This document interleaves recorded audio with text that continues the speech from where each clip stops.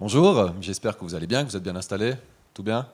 En tout cas, c'est avec beaucoup de plaisir que je vous retrouve ici au Mad Club de Lausanne pour cette deuxième journée consacrée au Swiss Web Festival. Alors aujourd'hui, programme copieux avec notamment une présentation d'une application qui retourne l'audiovisuel, un projet qui fait tourner l'info sur les différents réseaux et encore une série qui met le son à l'honneur, mais ça c'est pour tout à l'heure.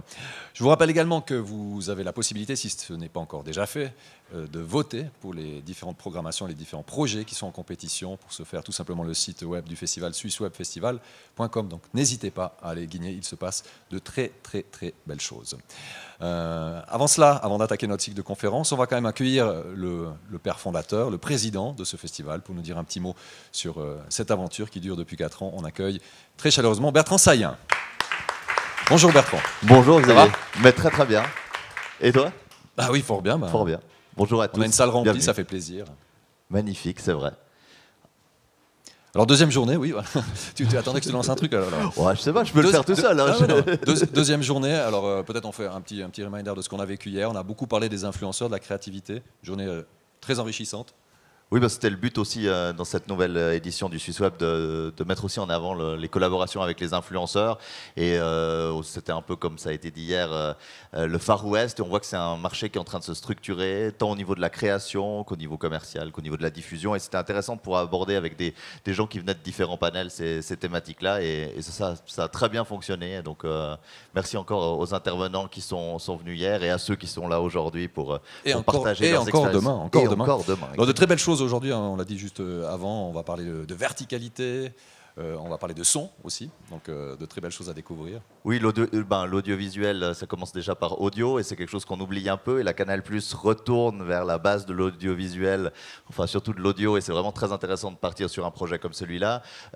Nouveau qui va parler justement de cette évolution de l'information, de la consommation où aujourd'hui les gens ne vont plus forcément sur le site du média consommé, mais c'est dans leur fil d'actualité qu'ils consomment, mais donc il faut des nouveaux formats pour ça, et Nouveau va venir nous présenter ça. Et puis, juste avant, on aura Sofiane et Valentin qui viendront nous parler de Vertical, cette nouvelle application qui diffuse du contenu vidéo en vertical, puisque depuis Snapchat et quelques autres réseaux sociaux, aujourd'hui on produit beaucoup plus en vertical, et donc la production de contenu en vertical est une évolution qui plaît ou déplaît aux gens qui réalisent du contenu. On verra bien ce qu'on pense les gens tout à l'heure. On espère qu'il y aura Exactement. des échanges en tout cas. Et oui, ça je le rappelle, n'hésitez pas à poser des questions, on est là en famille, donc vous êtes là aussi pour interagir. Pour interagir, exactement.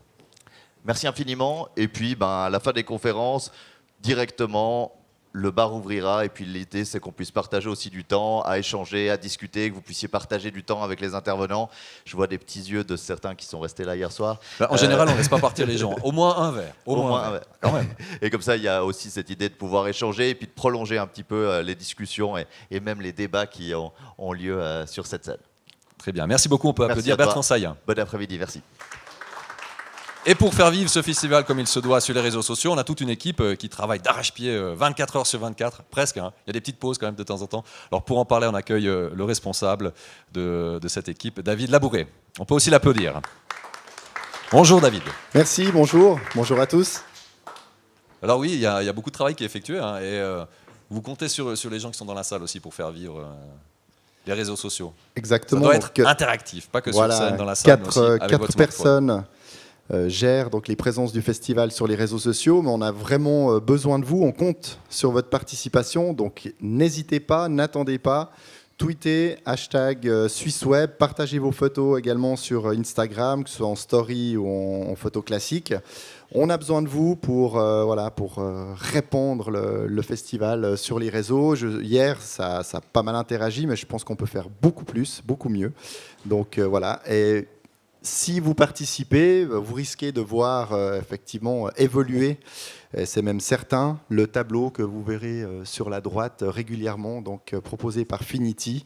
Donc essayons de détrôner TV5 Monde, etc., de la première place des plus influents. Bon, c'est difficile parce qu'ils ont plus d'1 million de followers, mais on les remercie d'ailleurs parce qu'ils tweetent pas mal sur le festival. Donc merci à tous, allez-y. Et il faut aussi souligner qu'on fait vivre le festival pendant, mais aussi en amont et après, ça c'est important.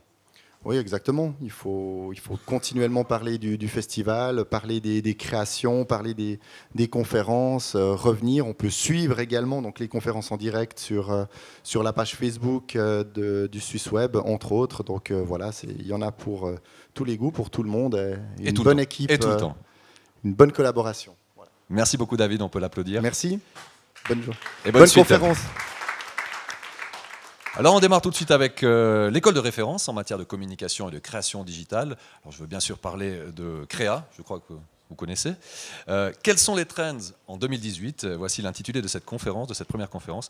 Et pour nous dévoiler la vision d'une école qui est à la pointe en matière de numérique, je cède tout simplement la parole à notre premier intervenant, Philippe Deltanre, qui est Strategy Director IPG Media Brands. Je le prononce bien, mais surtout intervenant à Créa. On peut l'applaudir, merci à lui. Merci. Bien proche du micro, hein. Ouais, parfait. Oui, voilà. Bonjour à tous. Alors, je suis effectivement le directeur stratégie de IPG Media Brands, mais je vais vous expliquer pourquoi, en fait, demain, quand je vais rentrer au bureau, je vais démissionner. Donc, c'est pas un gimmick de présentation. Je vais vraiment présenter ma démission demain. Et pour ça, j'ai un tout petit peu changé aussi le flow de ma présentation. Alors, aujourd'hui, on va parler de tendance, mais on va aussi parler de pouvoir. Parce qu'aujourd'hui, le problème du digital, acquérir des compétences en digital, c'est acquérir du pouvoir, c'est acquérir de l'influence. Et vous connaissez la phrase « With great power comes great responsibilities ». Alors, il y a deux écoles. Il y en a qui disent que c'est une phrase qui vient de Spider-Man. Il y en a d'autres qui l'attribuent à Voltaire. En fait, les deux sont vrais. Ça a été dit par Voltaire, c'est aussi dans Spider-Man. Et donc, je me suis posé la question de dire, mais finalement, avec le petit pouvoir que j'ai, parce que je travaille pour des grosses marques, je gère beaucoup de budgets digitaux, avec le pouvoir que j'ai, qu'est-ce que j'ai envie d'en faire ? Et finalement, je ne suis pas sûr d'avoir envie d'en faire ce que j'en fais aujourd'hui. Il y a deux possibilités, en fait, pour les super-héros. Et ici, j'ai pris deux super-héros qui peuvent peut-être faire penser à des très grands patrons. On a d'un côté Iron Man, peut-être un peu Elon Musk. On a de l'autre côté, j'ai oublié son prénom, Valentine, dans Kingsman, peut-être un peu Zuckerberg. Mais surtout, dans les fictions, en fait, Iron Man, c'est le gentil, mais Valentine, c'est vraiment, vraiment un méchant, quoi. Et je trouve que c'est une belle représentation du digital aujourd'hui. C'est-à-dire qu'on est vraiment dans un média qui naît de l'utopie. Je me souviens, en 2003-2004, mon patron m'avait demandé de faire une conférence, ma première conférence où je devais exprimer une vision du digital. Et le premier slide de cette présentation, à l'époque je faisais vraiment des slides encore plus moches qu'aujourd'hui, c'était celui-là. J'avais pris la pochette de l'album de John Lennon, mais le message était vraiment le message qui vivait dans notre esprit de digitaux à l'époque. En 2003, on pensait que le digital allait donner le pouvoir au peuple, que l'intelligence collective allait triompher, qu'on allait travailler ensemble, qu'il allait avoir un changement de hiérarchie entre les marques et les consommateurs. Et c'est vraiment ce qu'avaient voulu les pères fondateurs. Alors là, vous vous demandez qui est ce monsieur à côté de Philippe Deltanre. En fait, c'est Vinton Cerf, c'est un des fondateurs d'Internet. Et je l'ai vu au mois de mars au Texas lors d'une conférence. Donc on passait tous comme des petites groupies comme ça faire la photo avec Vinton Cerf. Et il nous a expliqué qu'en fait, il se sentait un peu mal à l'aise par rapport à ce que le digital était en train de devenir. Et ça a pas mal influencé ma réflexion. Et je me rends compte aujourd'hui, quand on travaille dans le digital, et on va passer à travers quelques tendances, en fait, toutes les tendances ont le pouvoir de nous amener vers un monde un peu dystopique. C'est-à-dire qu'on gère des choses qui ont tellement d'impact potentiel que parfois ça fait peur. L'intelligence artificielle, parfois ça fait peur. Le big data, parfois ça fait peur. Et pour les vieux comme moi, donc moi je suis dans le digital depuis 1999, c'est un peu mon ressenti aujourd'hui quand je vais bosser, c'est un peu la gueule de bois. De dire finalement, je suis rentré avec cet esprit peut-être un peu hippie, un peu utopiste dans le métier, et aujourd'hui, qu'est-ce qu'il en reste ? Alors rassurez-vous, je vais remonter le moral un peu en fin de présentation, donc c'est pas le but de plomber l'ambiance. Il reste en fait beaucoup d'espoir parce que justement, on arrive à une nouvelle vague du digital. Je pense qu'on sort de cette deuxième génération d'Internet qu'on a appelée à l'époque l'Internet 2.0 et on arrive à une troisième vague où finalement la majorité des connexions ne se font pas entre des gens et ne se font pas à travers un écran. Les voitures connectées sont une illustration, l'Internet des objets sont une illustration. Et je pense que ce qui donne de l'espoir, c'est que en fait, nous ne voulons pas vivre dans un monde virtuel. Il y a quelques années, il y avait un projet qui s'appelait Second Life, auquel beaucoup ont cru, en disant mais finalement les gens vont souhaiter vivre dans des mondes virtuels, et en fait je ne pense pas. Vous savez, cette poule-là, elle existe pour de vrai, c'est un vrai projet industriel où on a découvert que les poulets de batterie en fait se développaient pas bien parce qu'ils étaient trop stressés, il y avait trop peu de distance. Et en fait, il serait intéressant du point de vue de la production de leur mettre des casques de réalité virtuelle. C'est-à-dire que le poussin naît, on lui met son casque jusqu'à la mort.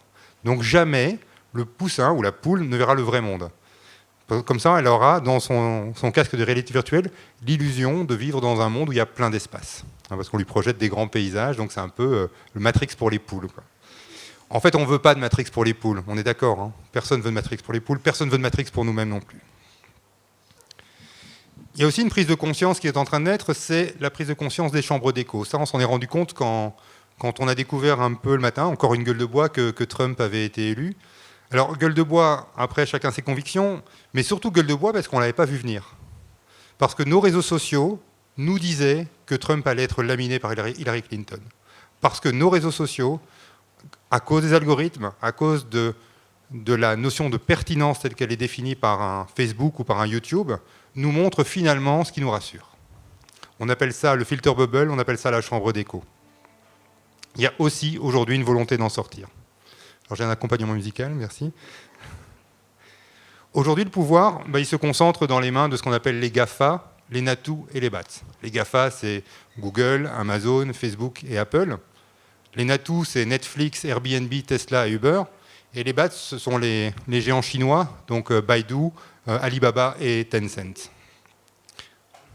J'ai oublié, on pourrait aussi citer Microsoft comme 12e entreprise qui domine le monde aujourd'hui.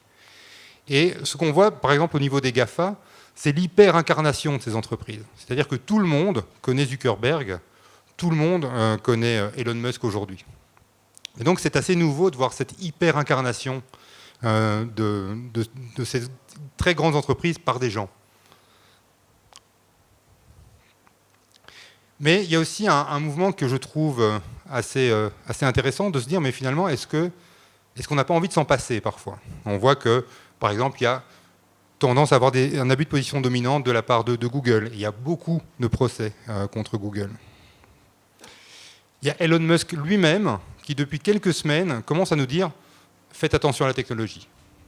Il y a des choses qui sont un peu dangereuses et il interpelle les gouvernements en disant « voilà, il est temps de mettre un peu d'ordre dans tout ça ». Et il est d'autant plus temps que, évidemment, il y a cette troisième vague d'Internet qui arrive et qui va venir occuper nos maisons. Aujourd'hui, on est essentiellement connecté par des smartphones, des ordinateurs, mais demain, on aura des maisons qui seront également ultra connectées. Le premier symptôme de ça, ce sont ces objets-là, qui sont les interfaces conversationnelles.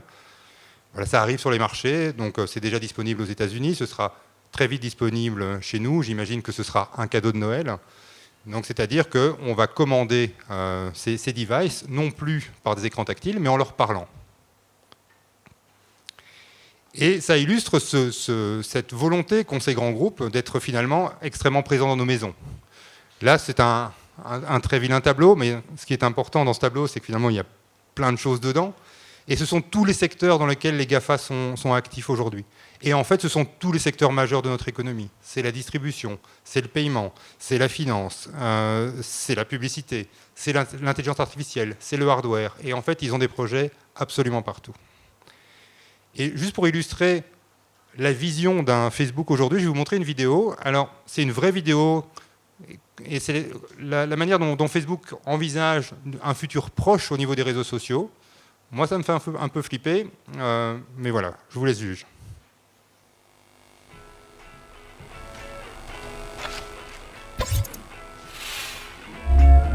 Hey, sis. Hey, Jack. Are you all excited for our trip?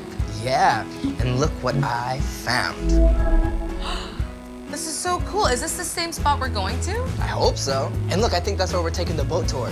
Oh, I love it. Look, I'm gonna go chat with Melissa, but you're setting up the party room, right? Yeah, I got it. Great. See you later, Jack. All right, see you later. Bye. Hey, girl. Guess what? What? I got the apartment. Wow, nice. Look at your balcony. I know, it's amazing. No roommates. I have it all planned out. The lucky blue couch. Yes. This table with this floor. Perfect. Jack keeps calling me. Can we talk later? Sure. Bye.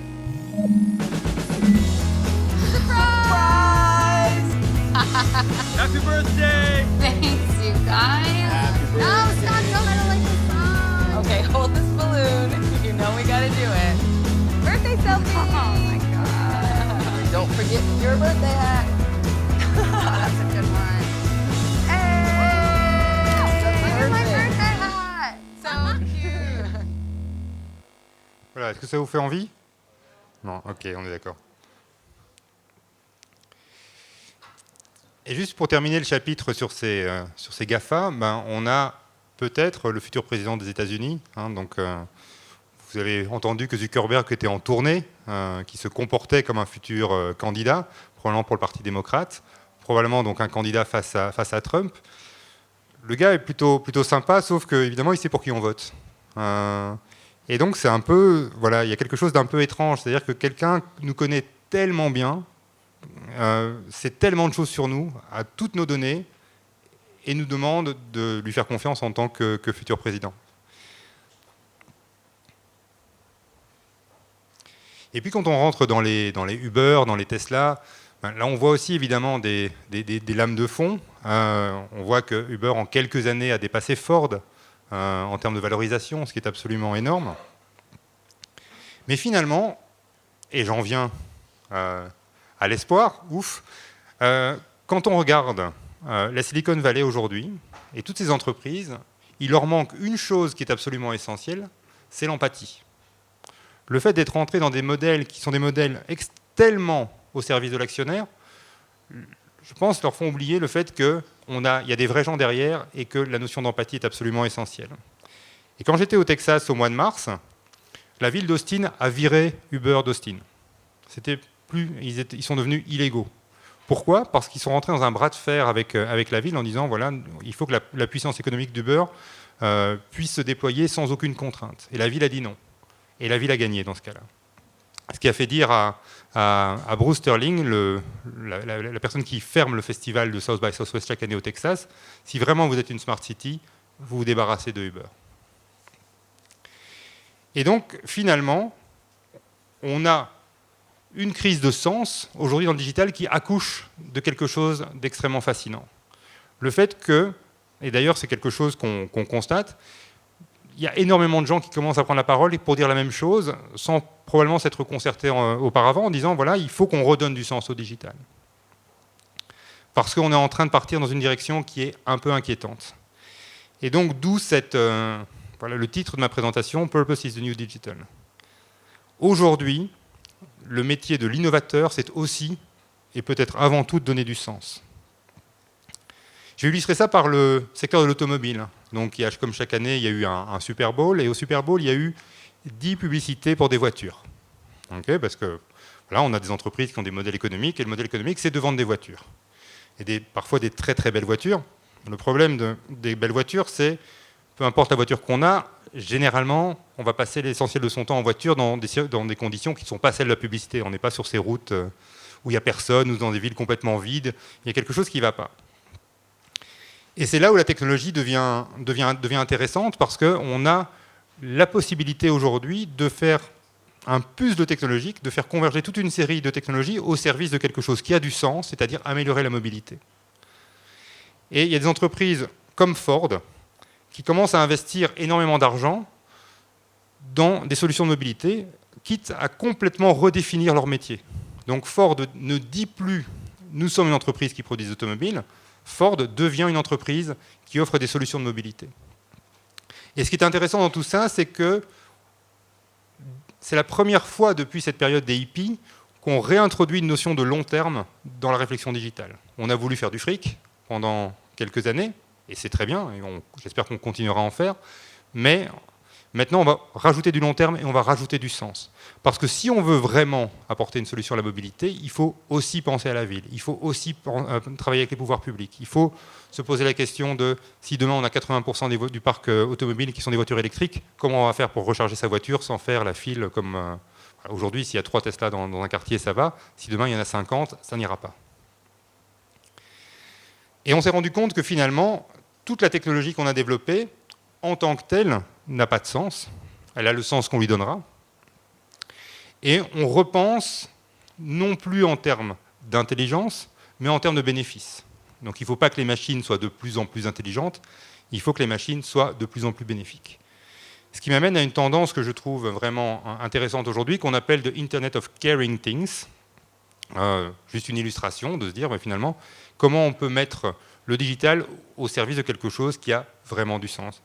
Alors ici, l'illustration, elle est un peu triviale, un peu basique, mais c'est évidemment, voilà, il y a cette angoisse quand on a un tout petit enfant du fait que voilà, il y a l'angoisse de la mort subite du nourrisson. Est-ce que l'enfant va bien? Est-ce qu'il est en bonne santé? D'avoir un système qui utilise l'Internet of Things pour monitorer la santé du bébé. Et tout ça repose sur un modèle, enfin, en tout cas c'est la façon dont je l'interprète. On sort d'un digital qui ne se concentre que sur la partie haute du modèle, c'est-à-dire le commerce, et on recommence à parler de la partie basse, qui est la conscience, c'est-à-dire qu'on ne parle pas qu'à des consommateurs, on parle aussi à des citoyens. Donc, on n'a pas envie d'être réduit simplement au niveau du consommateur. Et aussi la culture, c'est-à-dire que la culture, c'est avoir du sens culturel aussi pour les gens. Les marques, par exemple les banques, qui se sont lancées à corps perdu dans le digital avec des stratégies basées uniquement sur l'utilisation du big data, ont vu leur perception changer. C'est-à-dire que c'était des banques qui étaient peut-être des banques proches, avec des conseillers, ce sont des banques efficaces. Donc on a arrêté de parler au côté émotionnel des gens pour parler uniquement au côté rationnel des gens. Et donc ça fait sortir la marque de la culture. Et aujourd'hui, les marques repensent à leur branding et repensent à cette importance de revenir au sein aussi de la culture des gens. Et à l'intersection de tout ça, on a 3 choses qui sont très importantes. On a l'équité, la brand equity, donc la valeur de la marque, mais on a aussi l'identité de la marque qui revient en avant et évidemment le corpus éthique de la marque. Et donc pour conclure, je vous dirais, je pense qu'il est important de se poser la question de quel est le sens de ce que vous faites. C'est la question que je me suis posée. C'est pour ça que j'ai pris une décision radicale ce matin, en fait, suite à un petit incident de trop. Vous voyez, le petit truc où vous dites « non, quoi, j'arrête ». Il y a d'autres choses à faire qui ont plus de sens. Et donc, il faut vraiment se poser la question de quel est le changement que vous avez envie d'apporter. Voilà, petit hommage à mon ami Cédric dans la salle. Dont les conversations m'ont aussi amené à repenser au sens de ma carrière. Et ce que je conseille aux étudiants généralement en master, c'est de se poser 3 questions de façon régulière. La première, c'est en quoi je crois. Est-ce que j'ai un corpus de valeurs que je peux identifier, que je peux exprimer? La deuxième chose, c'est quel est le monde que j'ai envie de construire? Et la troisième chose, c'est qu'est-ce que je sais et dont je suis certain. Voilà, j'espère que ces 3 questions vous accompagneront et que vous pourrez vous les poser régulièrement, parce que je pense que c'est ce qui nous permettra de refaire du digital un média qui est porteur de sens. Voilà, je vous remercie beaucoup pour votre attention. Merci beaucoup. Merci Philippe Deltan. Alors on a quelques minutes encore pour les questions-réponses, parce que monsieur doit prendre un train, donc on ne va pas lui faire rater son train, ça serait un peu rude. Alors si vous avez des questions, n'hésitez pas à en profiter, il ne pourra pas rester tout à l'heure pour discuter en face à face. Est-ce qu'il y a une main qui se lève là-bas ou c'est... Ah non, c'est pas une main qui se lève, non, pardon. Voilà, monsieur, attendez le micro. Sur la question du purpose, évidemment, tout le monde en parle, mais pour la petite histoire, je voyais ce matin sur Facebook, justement, Zuckerberg qui faisait un speech sur le purpose lorsqu'il était invité à Harvard. Donc à un moment donné, le purpose, c'est tout et n'importe quoi. Oui, alors je suis bien d'accord, et c'est aussi la question qu'on peut se poser par rapport à Faber chez Danone, où il y a effectivement cette notion de récupération, c'est-à-dire que dès que quelque chose est dans l'air du temps, c'est récupéré par ces géants-là. Après, le problème du digital, c'est que souvent, ça a vidé les mots de leur sens. Voilà, c'est pour ça que je me suis mordu la langue pour ne pas parler de réenchantement aussi, parce que je ne sais pas si vous avez vu ce documentaire sur les méthodes de Free, où soi-disant ils réenchantent leurs travailleurs et puis ils amènent tous au burn-out, quoi. Donc bien sûr qu'il y a un problème de perte de sens des mots et qu'il est absolument essentiel d'être nous tous les gardiens du sens qu'on donne aux mots, quoi. Et surtout de ne pas les laisser se faire récupérer. Donc je suis tout à fait d'accord sur la récupération par Zuckerberg, absolument. Merci beaucoup. Une autre question? Voilà, monsieur au milieu. Tout d'abord, merci pour la présentation, hyper intéressante sur toutes les tendances 2018, les BAFA. On connaissait pas mal de choses, on en a découvert d'autres. Merci. Et je me suis assez retrouvé dans votre présentation sur l'empathie, etc. On travaille dans le digital, j'adore ce que je fais. Mais vous commencez votre présentation par dire « j'en ai marre, je vais partir » et vous terminez là-dessus. Ouais. C'est peut-être le point le plus important et en fait, j'aimerais savoir pourquoi. Alors, pourquoi je pars ? Oui, si c'est pas trop privé. Non, pas du tout, pas du tout. Donc, pourquoi je pars, c'est parce que c'est vraiment la partie du manifeste. C'est en quoi je crois, qu'est-ce que je sais et quel est le monde que j'ai envie de construire. Aujourd'hui, il y a quelque chose dans la structure des agences, des grandes agences, de ces grands groupes, comme moi je travaille pour IPG, mais Omnicom, WPP, tous ces groupes fonctionnent exactement de la même manière. Il y a quelque chose dans la structure de ces groupes qui est un peu perverti. Voilà, il y a quelque chose dans le modèle économique qui ne me convient plus. Le modèle économique qui a d'ailleurs changé. Il y a des problèmes de transparence, pas forcément chez nous d'ailleurs, je trouve qu'on est assez transparent, mais du coup, en fait, le fait d'être transparent nous fait perdre les pitchs qu'on gagnait avant, parce que les autres montrent des processus qui ont l'air moins chers, plus fluides, alors qu'en réalité, c'est pas le cas. Et donc, il y a quelque chose qui fait que je suis plus fier de mon secteur. Voilà, c'est vraiment la raison principale pour laquelle j'ai envie de me retourner en fait vers des plus petites structures et peut-être des structures plus locales. Et je pense que c'est aussi une tendance de fond d'un retour à des plus petits groupes et à des choses plus locales. Okay, merci. Voilà. Merci. Merci. Je crois que c'était la question quand même, qu'on attendait. En tout cas, merci jeune homme d'avoir posé cette question. Merci Une autre question pour terminer? Je crois que ce n'est pas le cas, donc on va... Ah oui, monsieur, voilà. Encore une dernière question. Comme ça, après, on peut vous libérer. Merci. Alors, merci pour votre présentation. Je me retrouve entièrement dans ce constat. Moi, j'ai fait le même choix aussi de larguer un poste confortable qui payait bien par en quête de sens. Donc, je comprends tout ça. Mais tout à l'heure, vous parliez aussi d'une lueur d'espoir, finalement. Plus d'humanité. Mais où est-ce que vous la voyez concrètement, justement, dans le digital? Parce que je prends encore l'exemple des conditions générales de Snapchat qui ont changé. Si on lit ces conditions, c'est chiant à mourir. Ça prend des heures. Mais si on prête un œil attentif, on voit bien que ça part dans le mauvais sens. Bien sûr. Snapchat va se permettre de détourner, sans le moindre avis, le contenu qui fonctionne et de le mettre à sa source. Voilà ce que permettent les nouvelles conditions de Snapchat. C'est pareil pour Facebook, c'est pareil pour les GAFA. Alors, où est cette lueur d'espoir pour vous, finalement? Alors, juste pour les conditions générales, donc il y a des Norvégiens qui ont fait un exercice, ils ont pris 4 réseaux sociaux, ils ont lu à voix haute les conditions générales, ça leur a pris 32 heures. Voilà. Donc, personne, évidemment, ne lit ces conditions générales, et donc, effectivement, il y a des choses qui sont assez désespérantes là-dedans. Alors, ce qui me donne de l'espoir, d'abord, il y a peut-être quelque chose de générationnel. Hier, j'ai travaillé avec des élèves ingénieurs, donc pas des gens du digital, mais qui, évidemment, maîtrisent pas mal de technologies digitales. Et ils sont tous venus pitcher en fait leur projet d'entreprise. Et les projets que j'ai vus m'ont intéressé, voire parfois ému. C'est-à-dire qu'il y a une réflexion sur le machine learning, le deep learning. Par exemple, il y a une jeune fille qui doit avoir, je ne sais pas, vu de nez 24-25 ans, qui depuis 1 an travaille sur l'utilisation du deep learning pour rescolariser des enfants autistes. Voilà.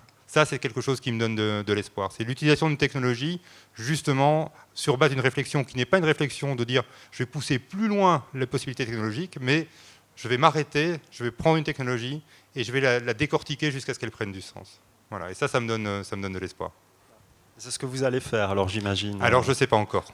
Je ne sais pas encore. J'ai une sorte de kick-off le 10 novembre ici à Genève avec 2 autres personnes qui ont fait exactement le même choix que moi. Et puis on va réfléchir un peu sur la suite. Voilà. Bonne chance en tout cas. Merci beaucoup. Merci. Je crois qu'on va terminer sur cette lueur d'espoir. Oui, merci beaucoup. Merci à tous. Et on peut l'applaudir. Merci beaucoup.